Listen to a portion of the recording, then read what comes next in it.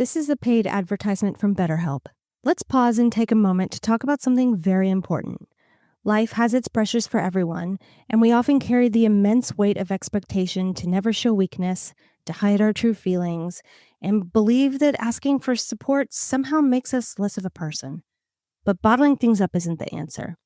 It can often lead to feeling down, burnout, or other unhealthy habits. We want to normalize the idea that it's okay to struggle. Real strength actually comes from opening up about what you are carrying and doing something about it so that you can be at your best for yourself and everyone in your life. If you're feeling the weight of the world, or even if things just feel a bit off, I can't stress enough the value of talking to someone. It could be a friend, a loved one, or a therapist. We here at This Week Explained believe that therapy can be incredibly valuable. Whether you've been in therapy personally or not, the broader benefits are clear. It's so helpful for learning positive coping skills, understanding how to set healthy boundaries, and it really empowers you to be the best version of yourself. And it's so important to remember that therapy isn't just for those who've experienced combat or major trauma. It's a tool for anyone looking to improve their mental well-being and navigate life's challenges. That's why we're thrilled to talk about BetterHelp. With over 5,000 therapists in the UK, BetterHelp is the world's largest online therapy platform, having served over 5 million people globally. And it clearly resonates with users, boasting an App Store rating of 4.9 out of 5 stars based on over 1.7 million client reviews. It's also incredibly convenient. You can connect with a therapist at the click of a button, helping you fit therapy into your busy schedule. And you can even switch therapists at any time if you feel it's not the right fit. And here's something special for our listeners. As the largest online therapy provider in the world, BetterHelp is offering our listeners 10% off their first month. What are you waiting for? Talk it out with BetterHelp. Once again, our listeners get 10% off their first month by going to betterhelp.com/thisweek. That's BetterHelp.com/thisweek. Tired of feeling overwhelmed by the headlines? Want to truly understand the why behind the global chaos? Then you are in the right place. Welcome to This Week Explained, your weekly deep dive into the most complex and impactful stories shaping our world. I'm Tiana, and joining me as always is Kervin. Before we jump into the crucial developments of the week, a quick favor. If you want to ensure you never miss an episode, make sure you're following or subscribed on your podcast platform. It literally takes 2 seconds and keeps you instantly updated. And if you are getting value from what we are doing here, a simple rating or review on Apple Podcasts or Spotify helps us reach more curious minds like yours. And don't forget the new interactive comments on Spotify. It's a fantastic way to engage directly with the show and other listeners, extending the conversation beyond the broadcast. You can also find more fantastic podcasts like ours by visiting leonmedianetwork.com, part of the awesome Leon Media Network. This week, we're diving into the latest from Ukraine and Gaza, more escalation between Russia and NATO, Russia and North Korea's nuclear pact, and the U.S. war on cartels.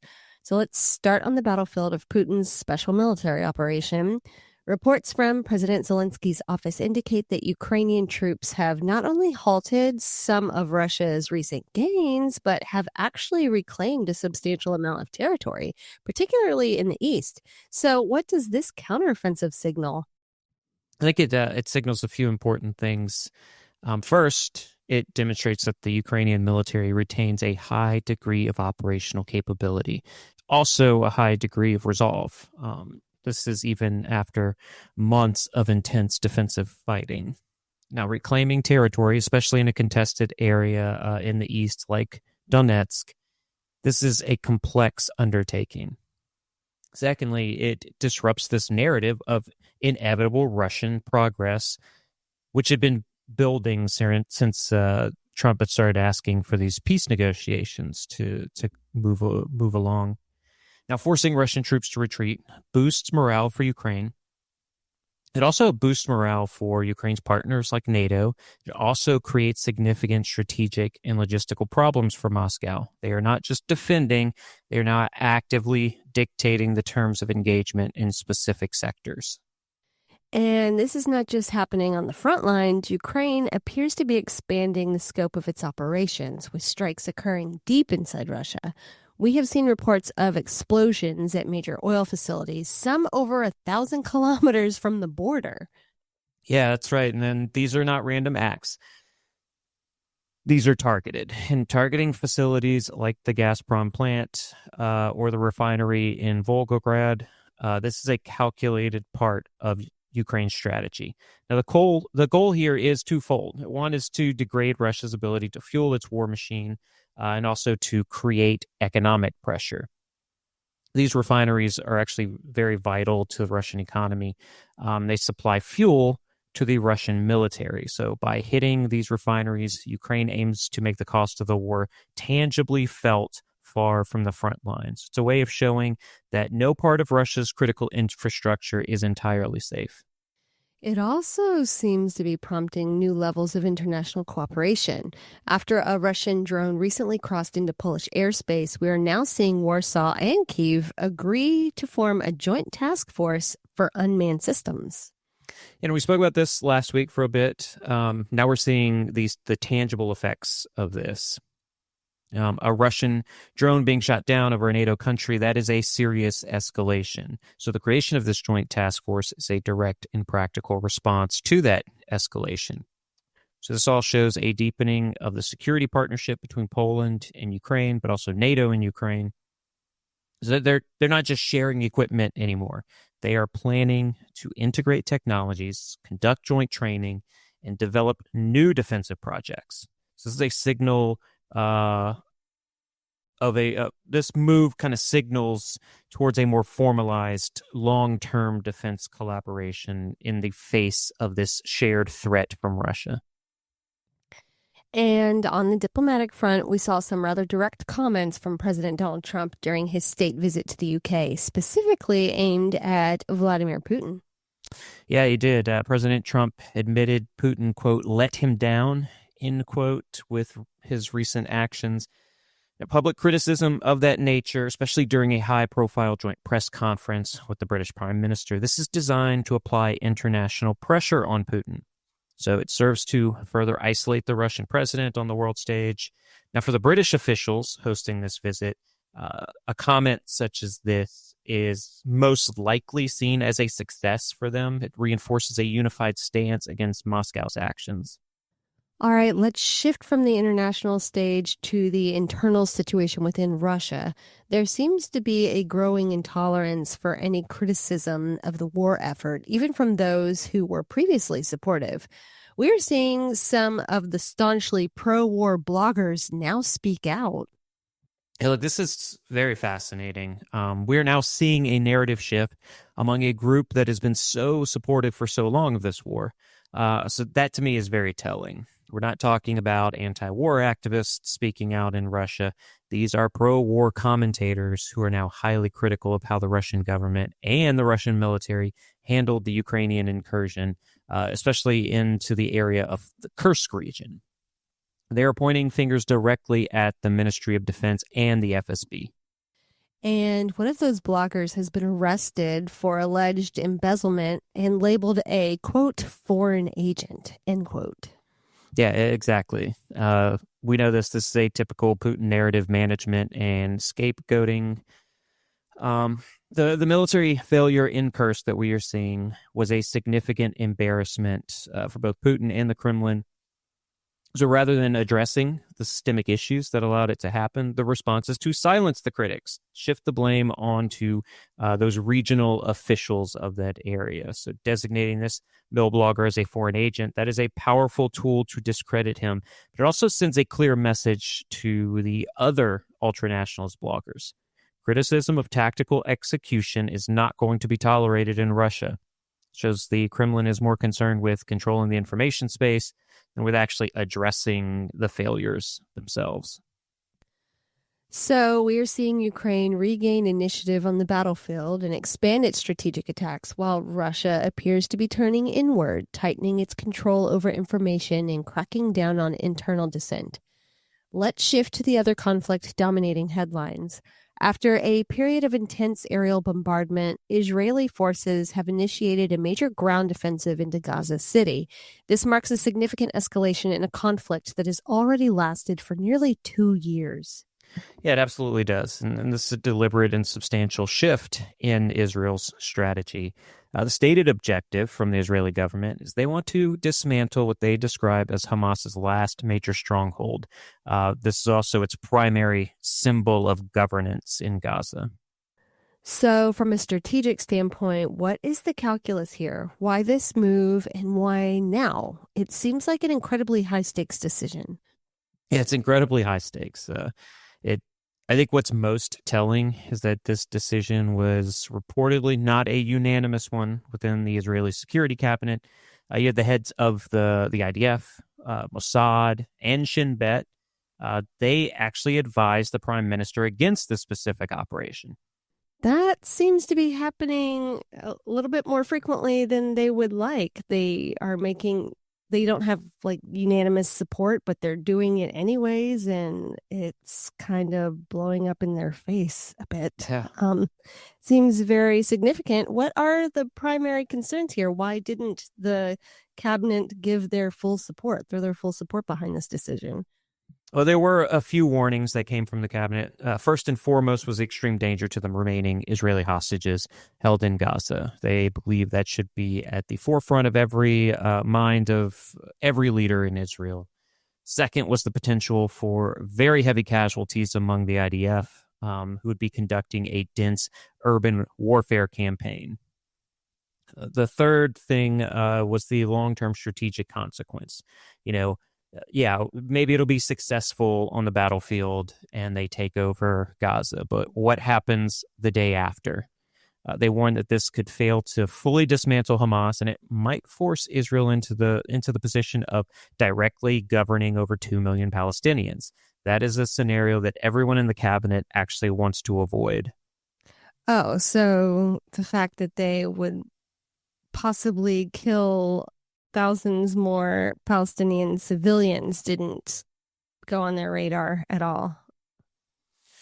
Well, I mean, yeah, is that on the radar? Yeah. It didn't pop up. Has yet to pop up. I was just wondering, since all of a sudden now they're what they're doing is not getting full support. I don't know. I thought maybe a conscience sprouted up somewhere for someone other than themselves. Right. But I guess not. Okay. So anyways, there is a deep rift between the political leadership and the security establishment. And while those strategic debates are happening, the humanitarian reality on the ground continues to be catastrophic. Walk us through what this escalation means for the civilian population that they don't seem to care about. Yeah, well, it is a nightmare scenario.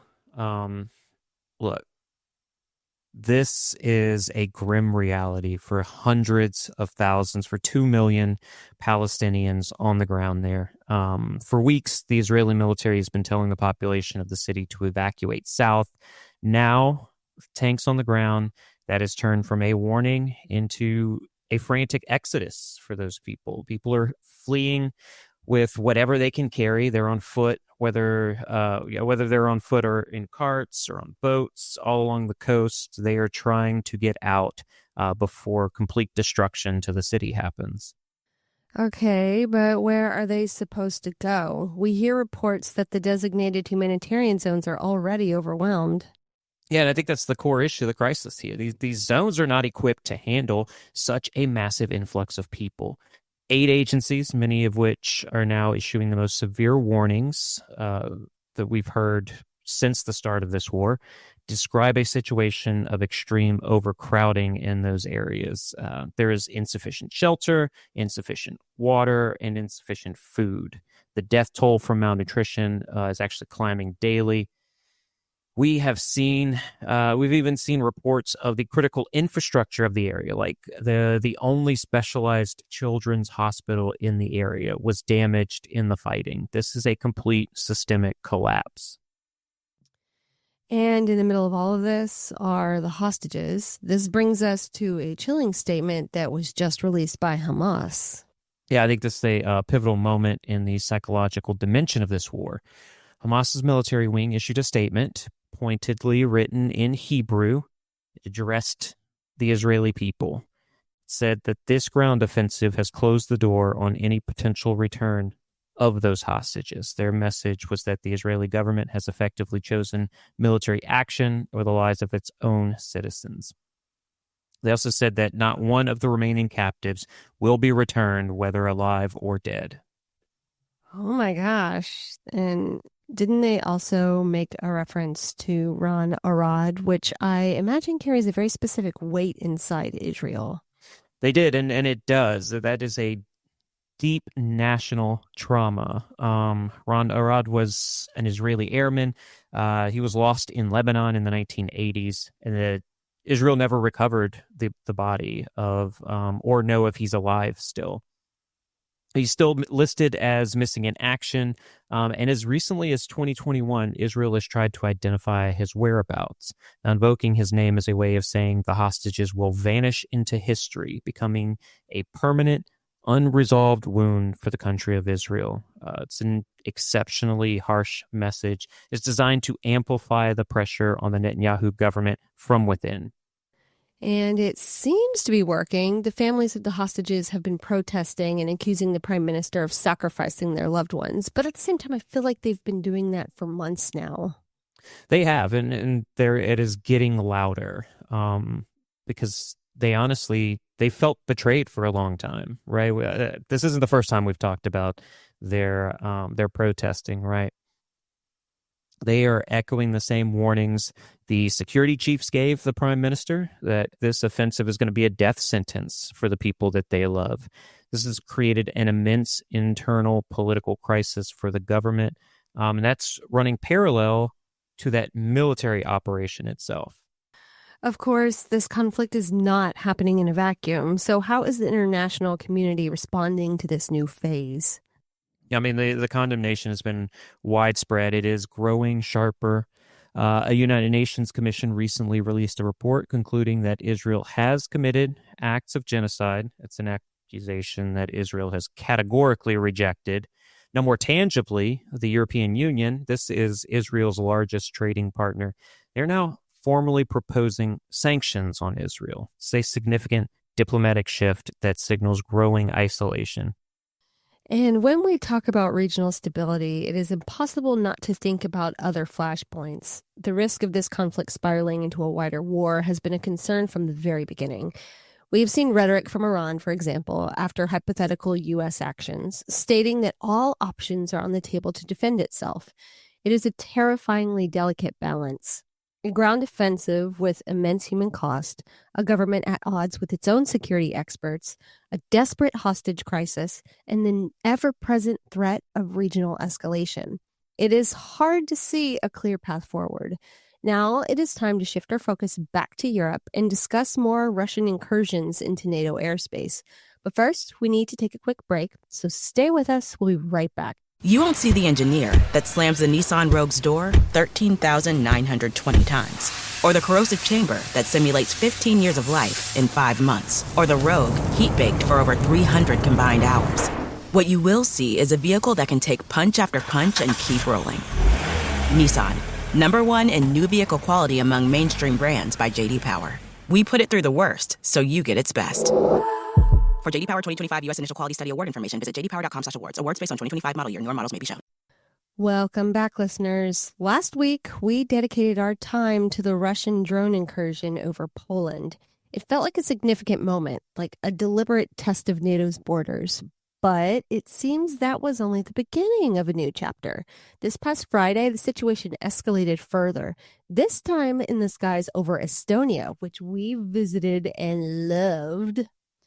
So let us start there. For our listeners, can you lay out what exactly happened on Friday and what happened to our buddies in Estonia?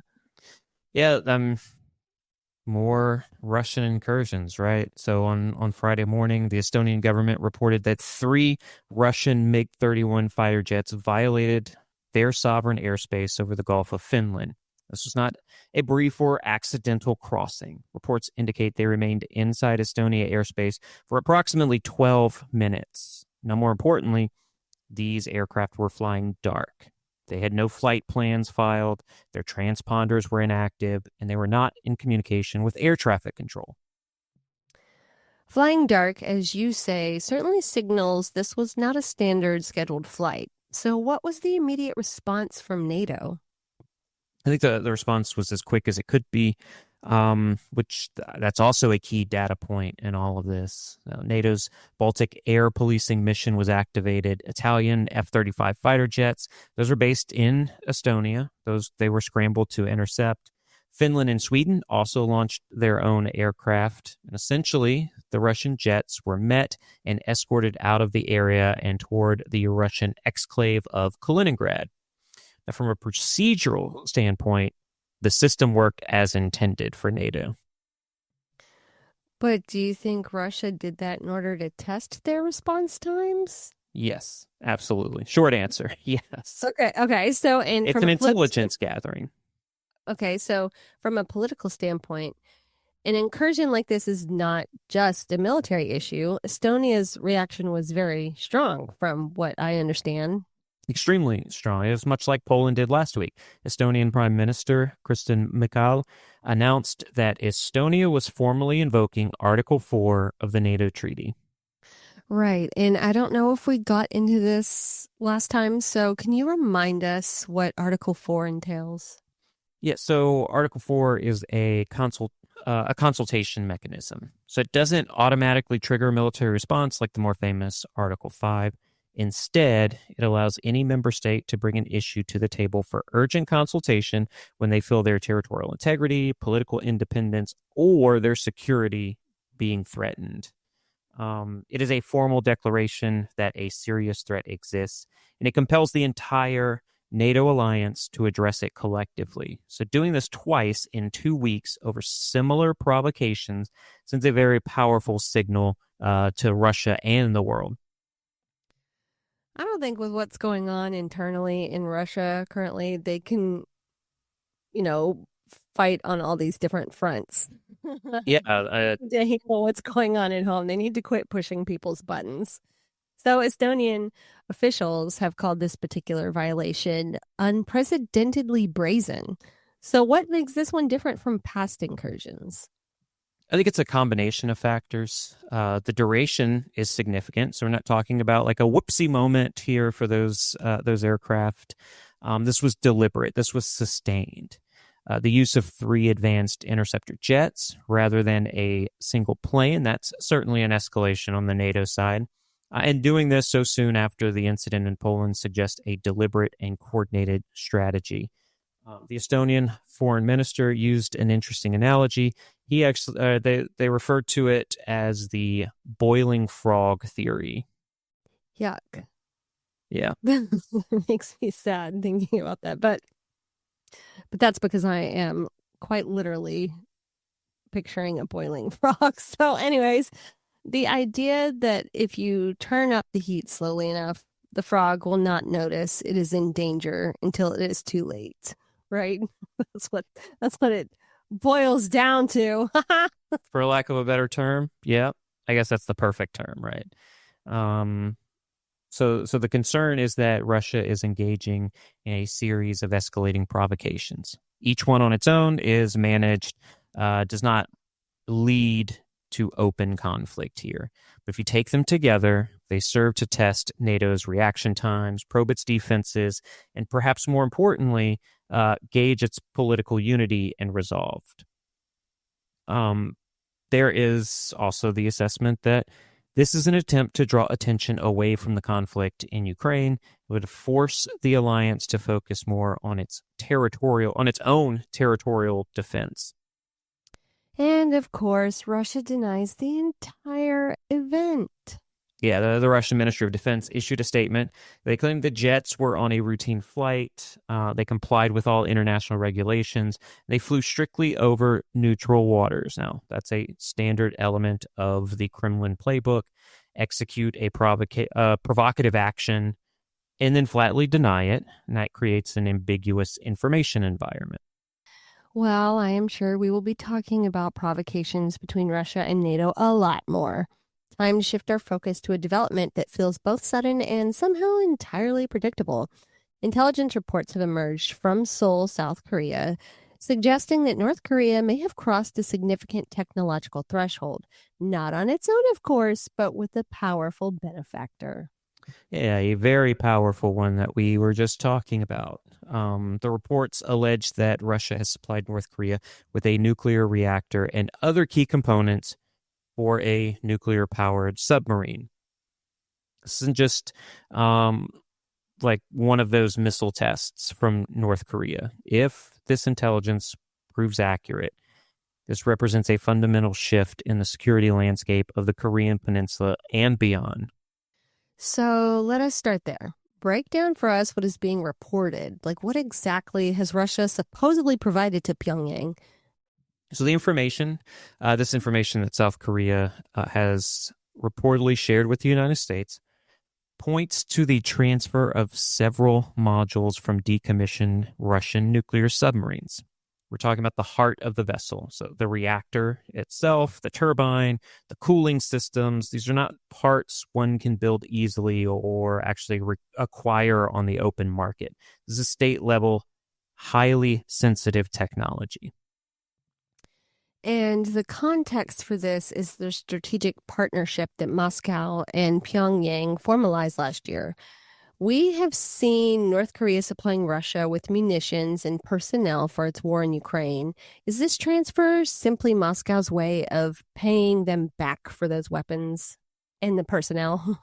Yeah, it is payment for sure, but I think it's much more than just a simple transaction. It signals a deepening of their alliance, and it's a calculated decision by the Kremlin. For years, Russia was reluctant to share this level of military technology. So by providing nuclear propulsion, the line, which was a line that they were unwilling to cross before, this shows that they have now changed in that thinking. So why is that thinking changing? Well, the pressures of the war in Ukraine appear to have changed the calculus there. Now, Moscow needs support. They need money, they need personnel, they need weapons, and in return, Pyongyang gets something it has craved for a very long time, a key to building a true blue water navy.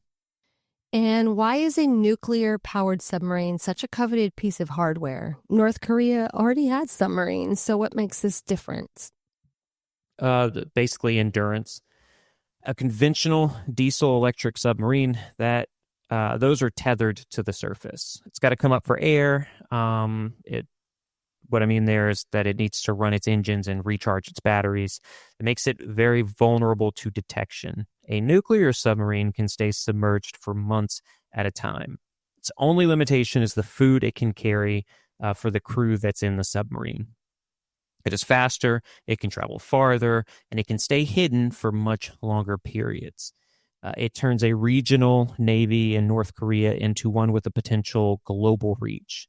So for North Korea, this is a massive leap in strategic capability, allowing it to project power far beyond its own shores and better threaten the assets of the United States and U.S. allies.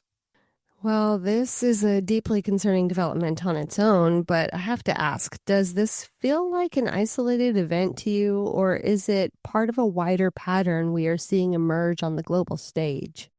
Yeah, I really don't think you can look at this in a vacuum.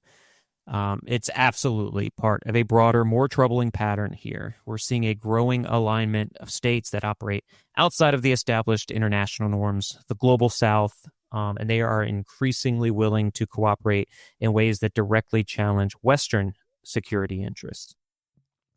So what happens next? How do South Korea and the United States respond to a North Korea that is on the verge of deploying a nuclear-powered submarine? I think the first step is verification. That has not gone through rigorous verification yet, so the intelligence will be scrutinized from every possible angle.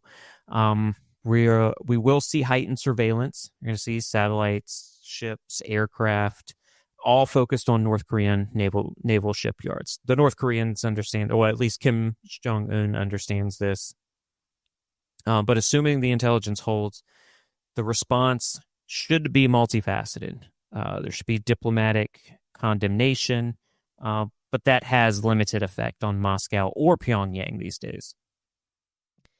And militarily?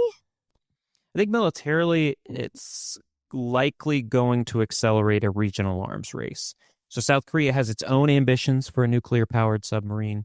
The debate over that in Seoul is going to intensify dramatically. The United States will almost certainly increase its naval presence in the region. It's going to enhance its anti-submarine warfare cooperation. That's going to be with both South Korea and Japan. And every move North Korea makes with this new asset, it's going to create a much more crowded and tense underwater environment. Well, it sounds like a new and very dangerous chapter of a long-running story, a story where the risks of miscalculation are now significantly higher. For our final topic, we are returning to a situation we touched upon recently, but it has certainly heated up. We are talking about the escalating tensions between the United States and Venezuela in the Caribbean. Kervin, the last time we spoke about this, there was already a palpable sense of increased U.S. activity in the region. So can you remind us of the context and what was the foundational shift that was happening there? Yeah, absolutely. What we are observing is not an isolated incident, but rather the visible manifestation of a significant policy pivot by the United States. This really began to take shape during the Trump administration's first term. The foundational shift involves a decisive increase in U.S. military presence and capability across the Caribbean, across Latin America. This was initially framed around a robust counter-narcotics mission under U.S. Southern Command or U.S. Southcom. The key change here was the U.S. designating drug cartels as transnational criminal organizations. Drug cartels, transnational criminal organizations are now being designated as foreign terrorist organizations. This designation then unlocks new tools for both law enforcement, but most importantly, the military to target these groups, including their financial networks. So it is not just about stopping drug flows, but treating these groups with a counterterrorism lens. And this, as we have seen, has led to a kinetic action. What are the latest updates on these U.S. military operations? Yeah, look, the situation is escalating very rapidly. We now have confirmation of at least 2, probably 3 lethal U.S. military strikes targeting vessels in international waters. President Trump himself announced a recent strike that killed 3 individuals. He described them as narco-terrorists.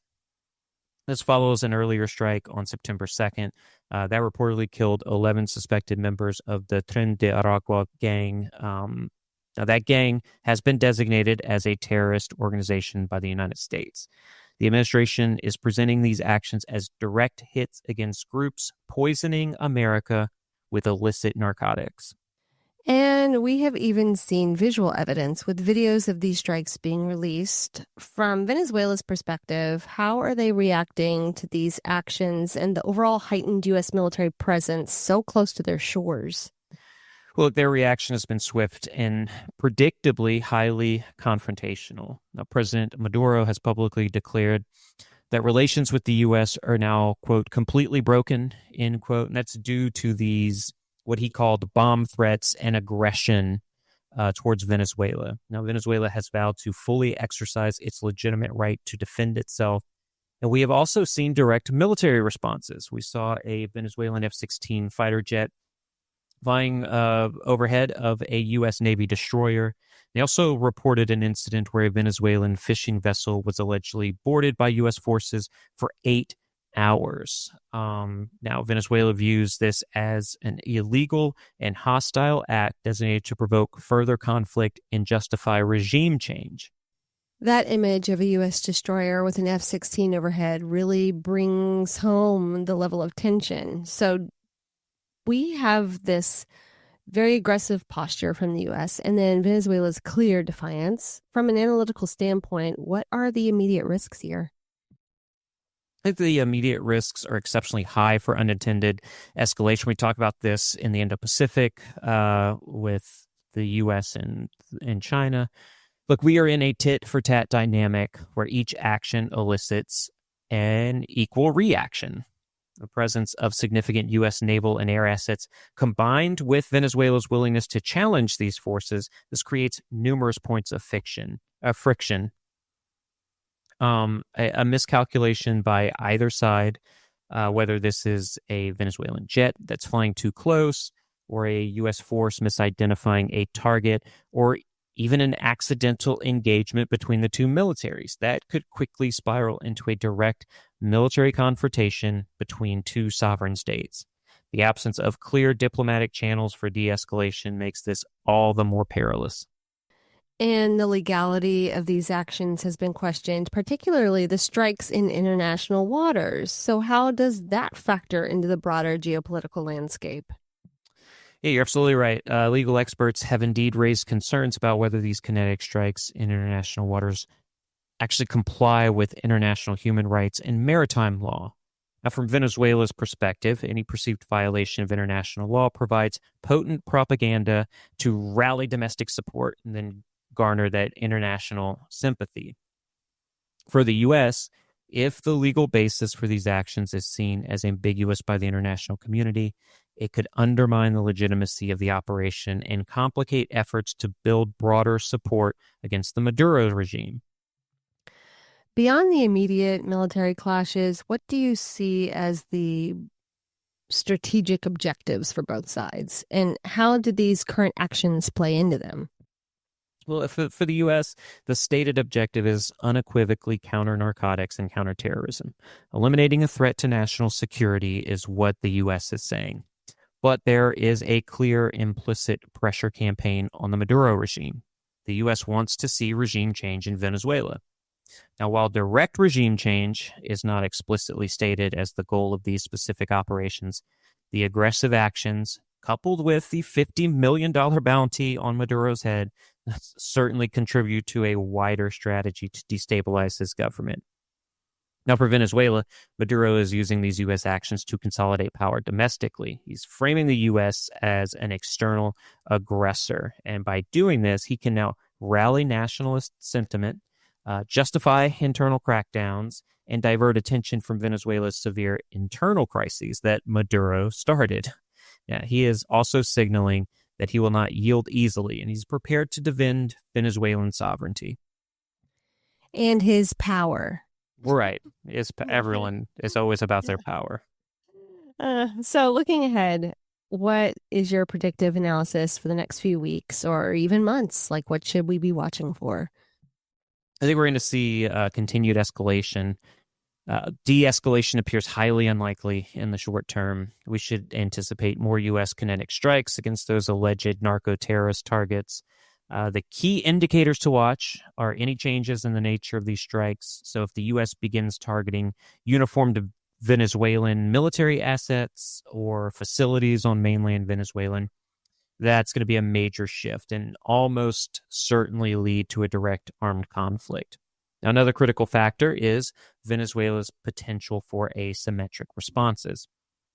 Beyond military posturing, they could explore cyber attacks. They could do other covert actions in order to retaliate against the United States. But also watch for increased diplomatic engagement from Russia, China, and Iran on behalf of Venezuela. These nations could offer more tangible support to the Maduro regime. That's going to further internationalize this crisis. Conversely, any indication of covert back-channel communications between the U.S. and Venezuela, that would be the earliest sign of a potential, albeit currently unlikely, off-ramp to this situation. So, a very precarious situation with many moving parts and high stakes. It seems the Caribbean is indeed becoming a crucible for these heightened geopolitical tensions. So thank you for your insightful analysis on this complex and rapidly evolving situation. Is there anything else you want to discuss? Not really. I mean, we're going to be off for the next 2 weeks, but I do have plans to put episodes out for those weeks. We just won't have current, up-to-date geopolitical intelligence analysis because we will be doing other things. And I won't name and shame those things. You won't name and shame. But What he means to say, folks, is our 4-year anniversary episode will be coming out, and it's going to be kind of like a greatest hits of all of our insightful inquiries that we've had throughout the 4 years we've been doing this. Can you believe that? No. Consistently for 4 years. I know. I've never done anything that. I was going to say that. I was trying to think, what have I done consistently for 4 years? Nothing.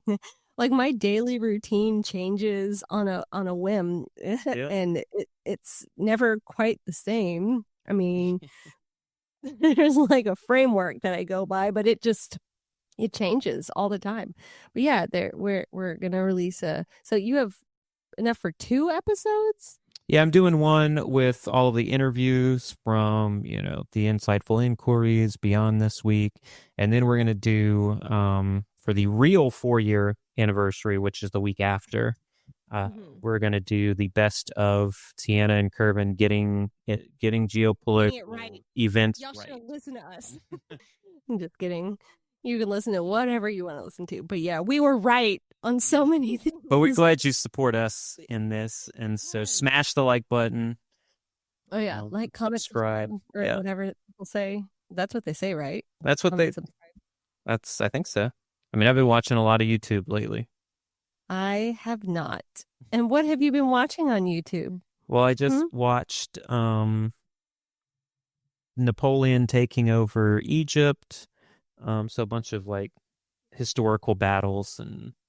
I thought you were gonna say Oktoberfest videos. Oh, I have 2. I've been watching those too. Those are intermittent in between. The World War, how World War I started.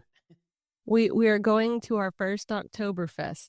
Well, not our traditional. First, it's first traditional in the area in which you're supposed to go. Because we did the one in Raleigh. We did Oktoberfest in Raleigh. Aww. Was fun. That was fun. Obviously, we're doing the real one. Yeah, probably not very authentic, but Charlotte loved it. And she loved all the cops. She hugged every single cop there. Yes. I don't know. I feel like we told this story on here before. But we did. Yeah. Yeah, Charlotte had to hug every single cop, and finally, like all the cop, like there was one cop that was missing, and they were like, "Oh, he's patrolling the parking lot." And so they went and hunted him down for her because she was really upset. Because Charlotte used to have to hug everybody, like from the janitors at the Smithsonian's. Anytime she saw them, she'd hug them and thank them for cleaning up people's messes. She would hug our cashiers at the grocery store.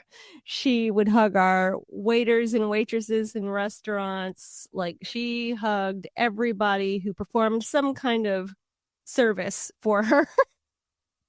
Yep. But so the cops, she wanted to hug the cops who were keeping us safe. And yeah, so this cop came in from the after they had all searched for him because they couldn't freaking find him, and Charlotte was crying about it, and he saw her, and all the cops that she had already hugged saw her, and they pointed at her, and he turned and looked at her, and he got down on one knee, and he opened his arms wide, and she ran to him like that was her daddy.